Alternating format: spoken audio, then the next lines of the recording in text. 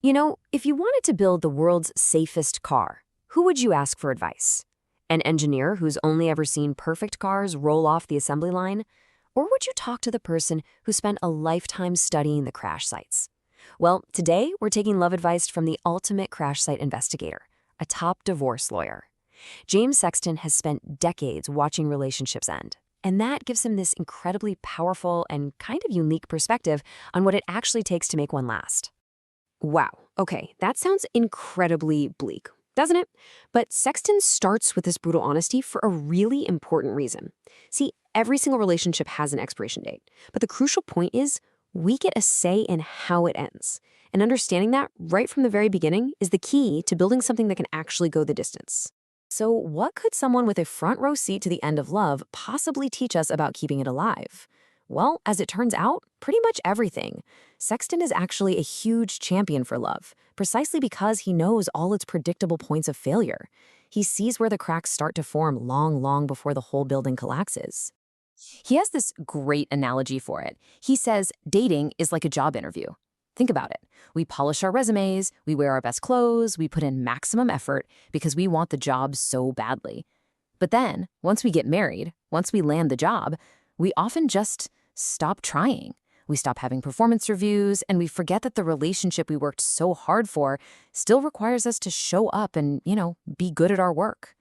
So if people don't just wake up one day and decide to end things, what's the real cause? Sexton says there's one main culprit that's responsible for almost every breakup he sees. And it's not some big catastrophic event. It's something much quieter, much more insidious. And he calls it slippage. Sexton explains it with this really powerful metaphor. Just imagine a tiny, insignificant little disconnect. A moment where you didn't check in, or maybe an issue you decided just wasn't big enough to mention. It's just one little raindrop. And by itself, it means absolutely nothing. Because the flood, the big relationship-ending fight, the affair, that moment you finally decide it's over, that's never caused by a single raindrop. It's caused by the accumulation of thousands of them over time, creating this destructive force that just feels impossible to stop.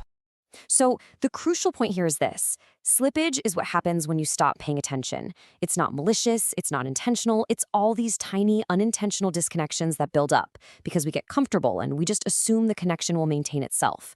We stop doing the very things that got us to that deep connection in the first place. Okay, so if slippage is so destructive, why do we let it happen?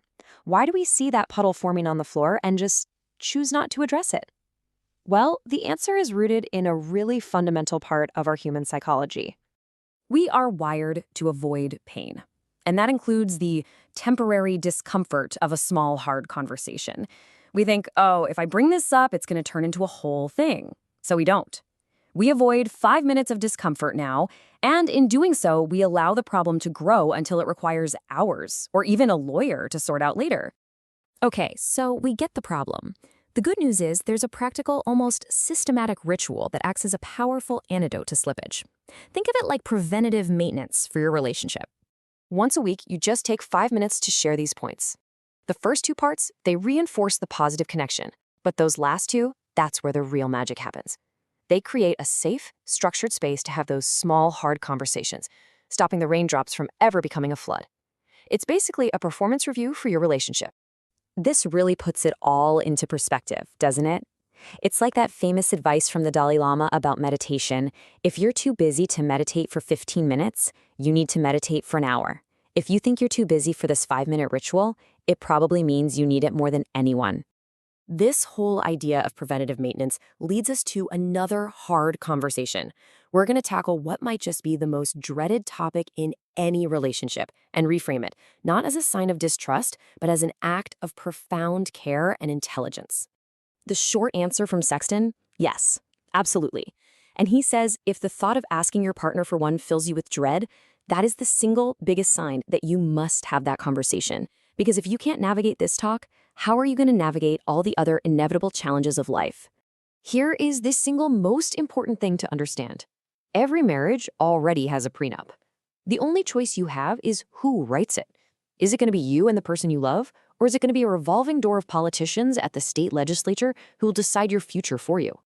All a prenup really does is create 3 clear buckets. It just says, hey, what was yours before the marriage, that stays yours. What was mine stays mine, and everything we build together, that's ours. It's just a simple, agreed-upon set of rules. Without that clear rule set, something called co-mingling happens. Over time, those separate yours and mine buckets get all mixed into the ours bucket, creating an absolute mess.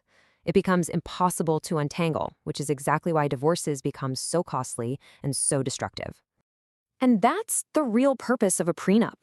See, it's not about protecting yourself from your partner, it's about protecting you both from a chaotic system. It's a conversation about creating financial and emotional safety, because without that foundation of safety, true love just can't flourish. So far, we've talked a lot about avoiding failure. But what are we aiming for? What's the aspirational, profound purpose of a lifelong partnership? Well, it's actually much simpler than you might think. That's it. Through all the chaos, the changes, the good times, and the bad, the ultimate goal is to be able to look at this one person out of 8 billion on the planet and still be able to say, you're still my favorite. And maybe even more importantly, to know that they feel the exact same way about you. This, according to Sexton, is the greatest gift one human can give another. The goal isn't to change your partner into who you want them to be. It's to be of service to them, to see their blind spots, and to help them become the most authentic, truest version of who they were always meant to be. And really, that's what we'll leave you with. Your relationship is a story that's being written every single day through every small interaction. You are the authors. So what kind of story do you want to write? One that ends in slippage, or one that ends with you looking at your favorite person, just grateful that they helped you become you?